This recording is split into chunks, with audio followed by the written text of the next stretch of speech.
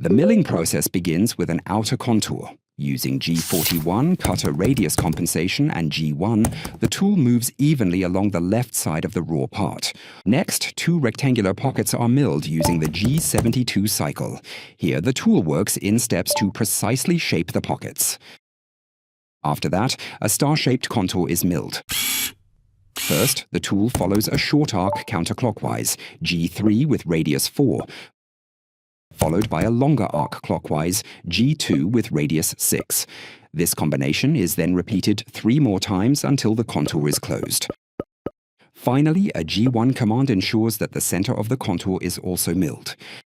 The next step is finishing. With G23, the previous program is simply repeated. The tool follows the same paths as before, but with a reduced offset.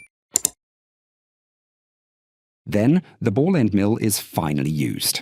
Unlike conventional end mills, this one, as the name suggests, has a spherical cutting edge. This shape allows it to remove material from complex and tight areas and is ideal for applications requiring a wave effect or a smooth, complex surface. Due to its high precision and versatility, the ball end mill is also frequently used for finishing operations, as in this program for profiling transitions between different pockets. The process concludes with 2 drilling operations. First, centering is performed using the G81 cycle, followed by the actual drilling. The final step is the G84 cycle for thread cutting.